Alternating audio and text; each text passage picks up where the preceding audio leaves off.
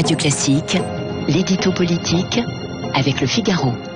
Et avec Guillaume Tabar, donc ce vendredi matin. Guillaume, bonjour. Bonjour Bernard. Vous avez lu avec beaucoup d'attention l'interview publiée cette semaine dans Le Point, interview d'Anne Hidalgo, la maire socialiste de Paris. Est-ce qu'on peut, selon vous, Guillaume, parler d'une sorte de déclaration de candidature à l'élection présidentielle de Madame Hidalgo? Écoutez, ça y ressemble très très fortement. Alors, évidemment, dans l'interview, vous ne trouverez pas la phrase « Je suis candidate », mais elle se prête allègrement à un dossier de 10 pages, pas moins, titré « Présidentielle et si c'était elle ».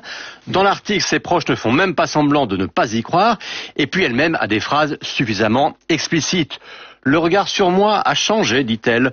Je vois les réactions chaleureuses des Parisiens et celles des Français. » Dire aussi « ne brûlons pas les étapes », c'est bien sûr une manière de montrer que ces étapes, elles sont bien balisées.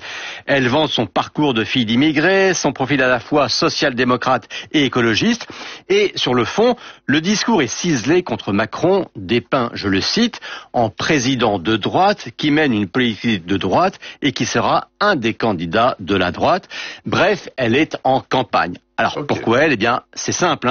On sait que la gauche court après l'union sans que personne pour l'instant ne sache fédérer toutes ses sensibilités. Tout le monde dit qu'il faudra et du social et de l'écologie, sans oublier un minimum d'expérience de gestion. Bien, cherchez bien, elle est quasiment la seule à cocher toutes les cases. D'ailleurs, c'est la seule candidate de gauche que les macronistes aujourd'hui disent redouter. Mais dites-moi Guillaume, si ma mémoire est bonne, Anne Hidalgo n'avait-elle pas dit qu'elle n'était absolument pas intéressée par la présidentielle? Ah non Bernard, elle ne l'avait pas dit. Elle l'avait crié, répété, juré. Pendant toute la campagne municipale, la question lui était posée à chaque interview. Et à chaque fois, elle faisait la même réponse. Paris, rien que Paris. Paris toujours, l'Élysée jamais, et même elle s'agaçait qu'on lui redemande sans cesse, et ça l'énervait qu'on ne la croie pas. Quelques exemples, dans le Figaro.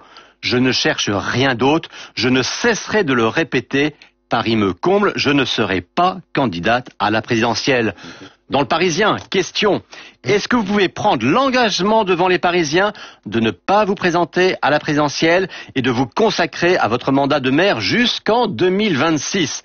Réponse, évidemment oui, je ne serai pas candidate à la présidentielle de 2022. On ne pouvait pas être plus clair. Eh bien tout ça, elle ne le dit plus. Non seulement elle ne le dit plus, mais elle fait tout pour qu'on pense le contraire. Vous me direz que ça n'est pas la première politique à faire ça, à jurer à ne pas penser à autre chose qu'au mandat qu'il brigue sur le moment. Bon, vous connaissez le célèbre adage de Charles Pasqua, les promesses n'engagent que ceux qui les reçoivent. Dans le cas d'Anne Hidalgo, eh bien, elle n'aura pas attendu 3 mois pour déchirer ses serments de campagne. Il me semblait que c'était Chirac qui avait dit ça, non? C'est Pasqua? Elle est Pasqua, mais c'est vrai qu'elle a été souvent reprise. Merci beaucoup Guillaume Tabar du Figaro, éditorialiste politique sur Radio Classique chaque matin à 8h15 et donc lundi matin dans la matinale de Guillaume Durand. Je vous souhaite un excellent week-end Guillaume. Il est 8h16 précisément, c'est l'heure de notre invité.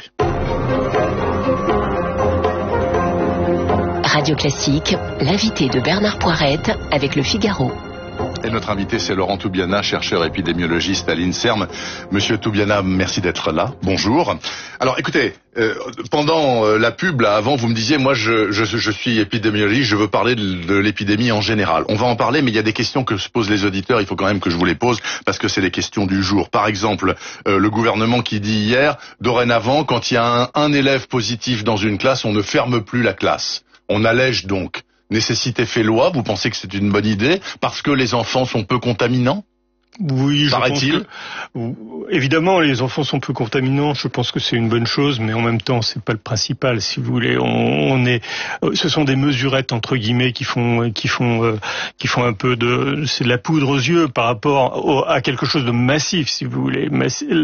La chose massive dans le discours, c'est que le virus circule toujours, c'est ça le problème, si vous voulez. Et ça, c'est le leitmotiv qu'on entend depuis, je vais dire, des semaines. Moi, je suis intervenu dès la mi-août là-dessus, mais on entend ça depuis 6 mois en réalité. Oui. On sait qu'il circule. Si vous voulez, alors on sait qu'il circule, mais on sait aussi que ça circule d'une manière, exponentielle. Je veux dire, le flot de bêtises que l'on entend à longueur de journée est insupportable. Et d'ailleurs, nous avons écrit une tribune qui disait très clairement arrêtons de gouverner par la peur. Nous étions 35 signataires initiaux. Nous sommes maintenant 160, ce n'est pas une pétition, mais ce 160 chercheurs de toutes les disciplines à signer cette tribune.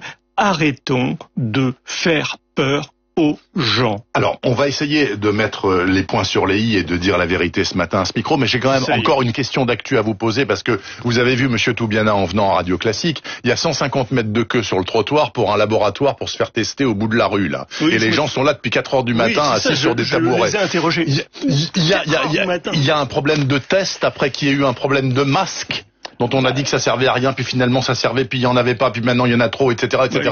Il y a un problème de test, et si oui, quel est le problème des tests? Les bras m'en tombent, si vous voulez. Le problème de test, c'est qu'on arrive, comme d'habitude, comme les carabiniers d'Offenbach, toujours après la bataille, si vous voulez, que ce soit pour les masques, que ce soit pour les tests. Aujourd'hui, les tests ne disent...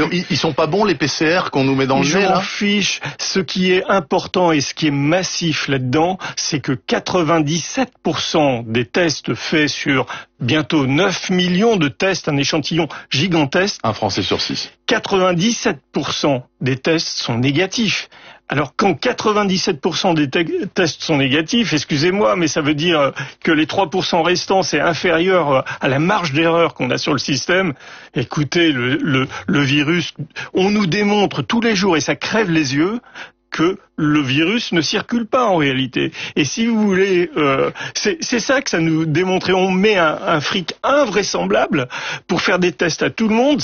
Regardez la queue, hein, vous en avez parlé vous-même, mais les gens sont devenus fous. Mais attendez, vous dites qu'il ne circule pas, pourtant les chiffres bruts montrent qu'il circule parfaitement. Mais simplement, on repère plus les gens qu'on les repérait en mars. Écoutez, c'est tout, non? Alors, non, même pas. Si vous voulez, il faudrait rentrer dans le détail de ce que c'est qu'une épidémie, mais malheureusement, on n'a pas vraiment le temps. Mais dans une épidémie comme celle-ci, il y a eu une innovation. L'innovation, c'est le fameux virus, si vous voulez.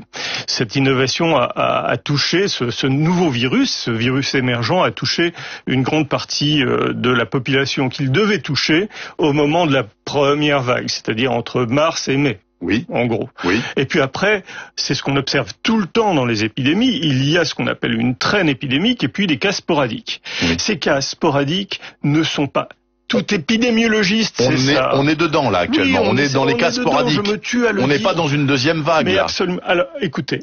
Si vous voulez, la théorie de la deuxième vague est une théorie, c'est totalement folle.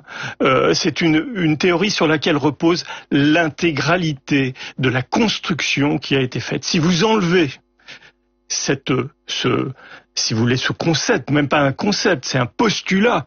Si vous enlevez ce postulat, tout s'écroule comme un château de cartes. C'est-à-dire que s'il n'y a pas de deuxième vague, tout ce dont on est en train de parler en ce moment est réduit à zéro. Mais il y a ou il n'y a pas? Mais selon vous, il n'y a pas. La probabilité pour qu'il y ait une deuxième vague est faible. Et infiniment faible même. Et dans toutes les épidémies modernes, ça fait 30 ans que je fais de l'épidémiologie, donc écoutez, toutes les épidémies... Et le Covid-19, c'est comme les autres épidémies que vous avez étudiées depuis 30 ans. Bien sûr. Rigoureusement. C'est un virus émergent, nouveau, qui a touché une partie de la population, les gens qui étaient susceptibles de l'attraper, une partie énorme de la population a été exposée à ce virus et a fait une forme faible, voire asymptomatique de ça. Ces gens-là, si vous voulez, on ne les voyait pas avant, et quelque part ils ont une utilité tout de même. Ils forment une sorte de barrière et de protection. Vous parlez des asymptomatiques, là. Oui, bien sûr, bien sûr. C'est, si vous voulez, ça sort. Alors, je vais pas rentrer dans le détail, mais ça sort d'une théorie très très connue qui s'appelle la théorie de la percolation. Je vais pas rentrer dedans, si vous voulez, mais tous les épidémiologistes, en tout cas ceux qui s'occupent de dynamique de pathologies transmissibles, connaissent ça. Monsieur Toubiana, il nous reste une grosse minute. Moi, je veux que vous soyez très clair. Vous seriez Véran, ou le président de la République. Vous feriez quoi face à ce Covid? On enlève les masques, les masques ne servent à rien. On recommence à se faire la bise, on rouvre les bistrots et les discothèques, donc on fait tout l'inverse de ce qui se fait actuellement. Oui, mais j'ai pensé à un moment qu'Emmanuel Macron, le président de la République, allait changer de cap.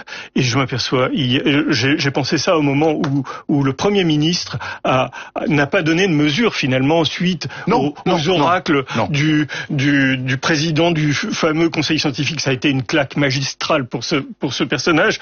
Et je pensais qu'il allait vraiment changer de cap. Et je m'aperçois qu'en mettant le Premier ministre à nous faire encore le décompte incroyable de toutes les semaines, du nombre de quelque chose dont on n'a aucune explication, eh bien, c'est pour moi si vous voulez, on reste dans le même état d'esprit, dans la même politique, et c'est dramatique pour moi. Ça, c'est dramatique.